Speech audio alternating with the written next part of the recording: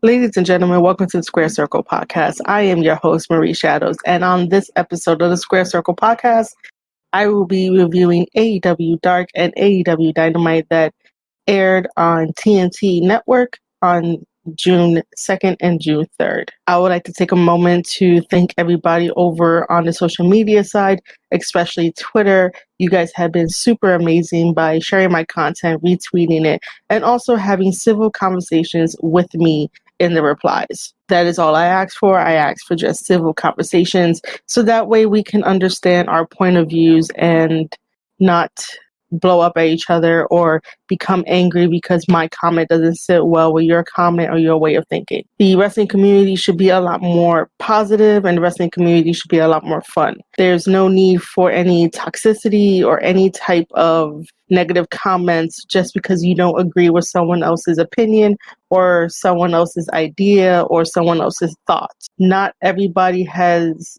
the opportunity to grow up the same way that you have grown up, and every person's environment and experiences shape them differently than yours. Stop trying to make them seem like they're all robots and they should all have your ideology. That's not going to happen. That won't happen in a perfect world. Let's not fool ourselves. Especially when it comes to professional wrestling, everyone has difference of opinions. If you do not agree with someone's opinion, at least hear them out and then follow it up with a very courteous, let's agree to disagree. That doesn't hurt either. I'm just saying, I'm just throwing it out there. This podcast isn't going to be bashing the wrestling community. It's to bring to light just certain events that's been happening over the past couple of weeks when we're in the middle of a very high emotional, but I honestly do want to thank all of my followers, all of my supporters, and everyone that I interact with for having a wonderful time. Your support means so much to myself and the Square Circle podcast brand as a whole. In other news, I did not record a podcast for the AEW Dynamite episode that debuted on May 27th. That will be up in written form over on the Square Circle Podcast.substack.com side, which is basically the newsletter of the Square Circle Podcast. So as you guys know, the Square Circle Podcast is a podcast where I discuss professional wrestling because that is my life and my passion. I cannot get to every single topic because it will be 3 hour plus long, just me talking, and it might get boring and just really dragged out. So whatever topics I cannot cover on the podcast episode itself will be written up and posted on the Square Circle Podcast newsletter over at Substack. Now, if you are signed up to the newsletter, please do so now if you're not. But if you are already signed up, you will not be getting bombarded daily with emails that have my write-ups of AEW or any type of wrestling topics that I want to talk about that does not make it into the podcast. What I will be doing is one email that is a roundup of all the links that you will need to click on and read and listen and look at from those links. I think that it'll do a very disservice to you guys and it'll bombard your emails every single day. I'm not going to be doing that, like I said. That's fine too. But I will not bombard you every single day or even 5 times a day with wrestling related stuff. You guys have lives. I have lives. It'll make it easier with just one big email. Cool? So again, if you have not signed up to the Squared Circle Podcast newsletter, please do so now. We'll go on an amazing adventure together, and it will just let me know that you won't miss a notification and or update to what I do with the Squared Circle Podcast. So please go to squaredcirclepodcast.substack.com. Our first opener for AEW Dark is John Skyler versus Billy Gunn. I will always call him Billy Gunn. Calling him Billy just sounds really weird, but it is the Gunn Club because he is with his son, Austin Gunn. Anyway, it's Billy Gunn. Billy Gunn getting under Skyler's skin by doing hammerlocks and then smacking him in the ass to get psychological with him. There is a sidewalk throw that Billy does to Skyler, from Skyler to Billy, And then Billy does the famouser to Skylar to pick up the win, 1, 2, 3. Our next match on AEW Dark is a tag team match. It is John Cruz and Joe Alonzo versus the Butcher and the Blade. It starts off with the Butcher and the Blade automatically attack Alonzo and Cruz. This might be stemming from, on spoiler alert, AEW Dynamite, when the Butcher and the Blade attacked the Young Bucks to save the day. The Blade and the Butcher to get off of the Young Bucks. Now, back to this match. The Butcher does a pump handle slam. Butcher tags in leg drop on Cruz while Blade holds him. Drop toe hold to Cruz. Cruz hits his head in the turnbuckles. There's an inverted backbreaker. That's done 3 times to Cruz. And then there's also a crossbody to Joe Alonzo. There's a suplex to Alonzo that has been done twice to him. The Blade comes in with chops to Alonzo. Alonzo tries to get some offense, but it doesn't work. Cruz tried some offense as well. That doesn't work either. So the Butcher does a backbreaker and then the suplex knees combination from Butcher and the Blade to pick up the victory, 1, 2, 3. Kylan King. There's some chain wrestling in the beginning of this match with some side headlock. Then a shoulder tackle from Kylan to Christy. There's a cover spot where you cover me, 1, 2, kick out, cover, 1, 2, kick out, cover, 1, 2, kick out, cover. That's a cover spot. Then there's an arm drag and a hip toss from Kylan to Christy. Kylan does a clothesline twice, then a boot. Then Christy spins. Here comes another boot to face. Then a German suplex. Then a cutter. Then a cover. Christy reverses the cover and grabs Kaylin's pants for the 3 count. So that whole little sequence was the easier way to understand that is Kylan had the upper hand for most of the part. It took a quick second for Christy to use the momentum and the body weight of Kylan to roll her over and hold her pants to pick up the 3 count. Next, we have another tag team match on AEW Dark, which is a tag team match featuring the debuts of Big Game Leroy and EJ Lewis versus Santana and Ortiz. So, as you guys know, the Square Circle podcast was founded on the idea of giving independent wrestlers a spotlight within the New York City, New Jersey area, because that's the only places I'm allowed to travel at the moment. I don't have enough finances to travel all around the 50 states and all around the world to bring you guys fantastic independent wrestling from wrestlers who don't get enough spotlight. That was the whole entire idea and the plan, and that's still going to go strong. So Big Game Leroy was featured.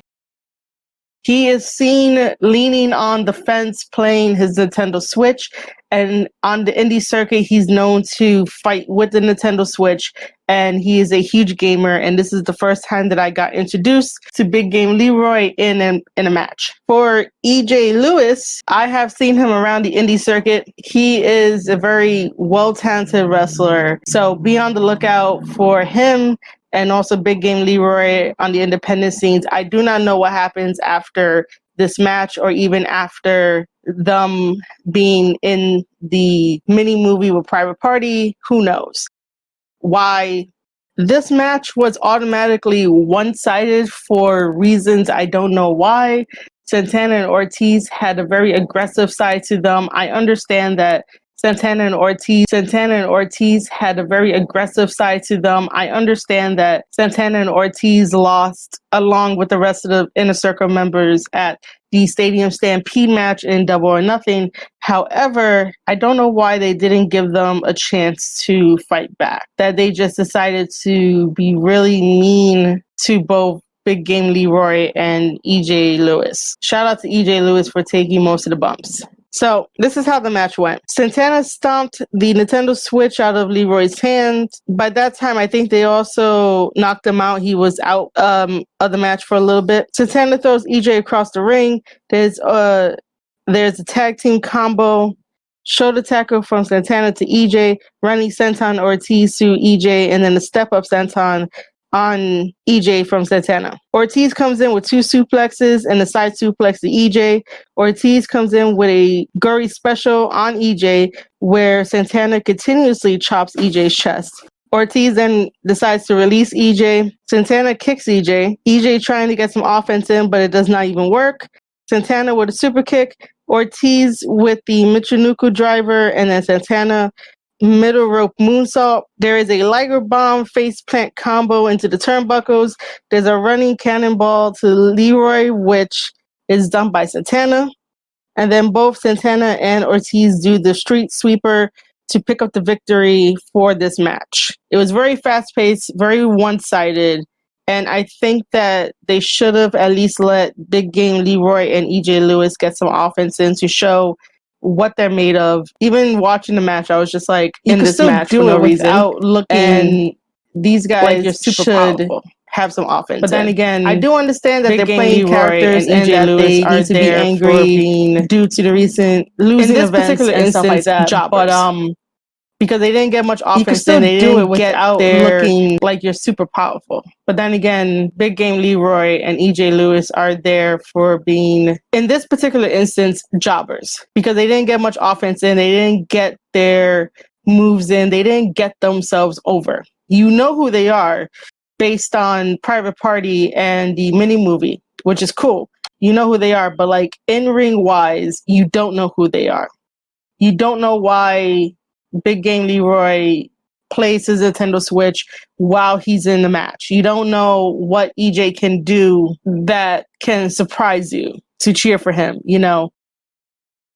Lopsided. But who knows? Maybe I'd rather see those matchups than more than anything else. We're going to call them vets. Because at least with Indy more versus than Indy, anything else, they'll learn. Because at least with, unless they're put against Sammy, Ray Phoenix, and anyone else who wants to take the time out to give them a break. Our main event for AEW Dark is another tag team match.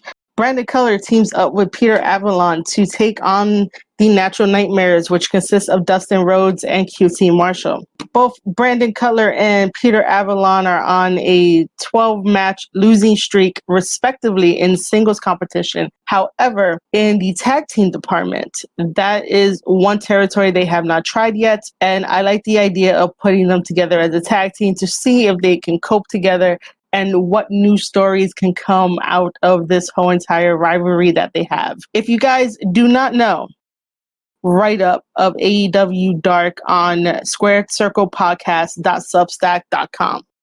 So during this recap, I basically wrote my thoughts about Brandon Cutler versus Michael Nakazawa. I say, Brandon Cutler is my favorite wrestler to watch in All Elite Wrestling. He has the passion and heart of a wrestler. He wants to succeed and not be known as a charity case since the Young Bucks gave him a contract to sign back in 2019 before anyone else came on board with the company.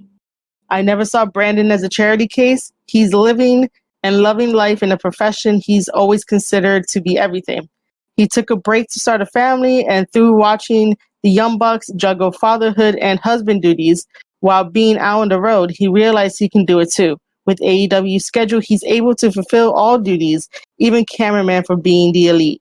And if you guys have not watched the Being the Elite episode 205 called Stadium Stampede, in that episode, Brandon Cutler gives a heartfelt monologue of him feeling like a charity case and he wants to prove everybody wrong and he hasn't lived up to the expectations of what the Young Bucks might have wanted him to do.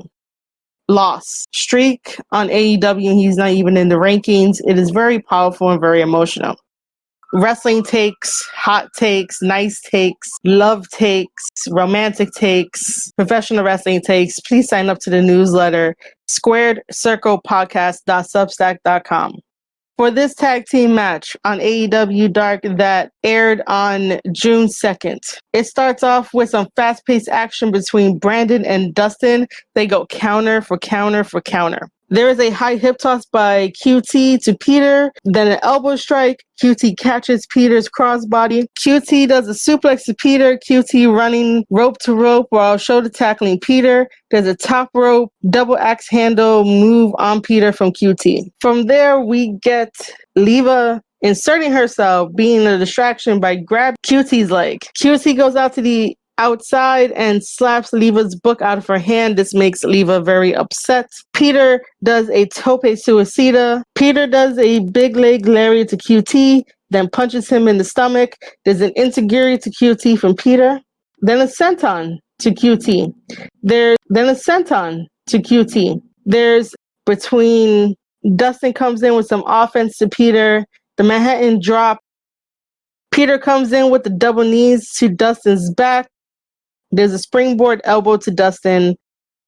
Brandy comes in. She had enough of Leva interfering. Brandy does a stunner to Leva. Then there is a spear to Leva from Peter. That was accidental. Again, another miscommunication in this match. Then there is the Manhattan drop to Brandon by Dustin.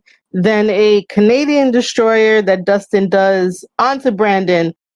Picks up the victory, 1, 2, 3. This is Brandon Cutler's and Peter Avalon's first loss as a tag team competitors. The Natural Nightmares pick up the victory on this AEW Dark episode. All right, guys, that is all. If you guys enjoyed that episode, make sure to retweet it, even have a conversation with me over on the Twitter side and or Anchor side and or squarecirclepodcast.substack.com newsletter, just so that we could chat about it. How did you guys enjoy it? Did you enjoy every single match? Do you have any constructive criticism on the wrestlers and how they can improve their character, their overall presence, the matches and how long they go, or the psychology behind the matches?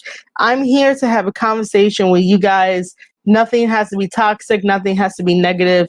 We're all here to talk about a product that we love and how to improve on it. If you guys are still with me, 2020, that is a fun episode to talk about. So after this episode, just please head over to the second one and I will see you there.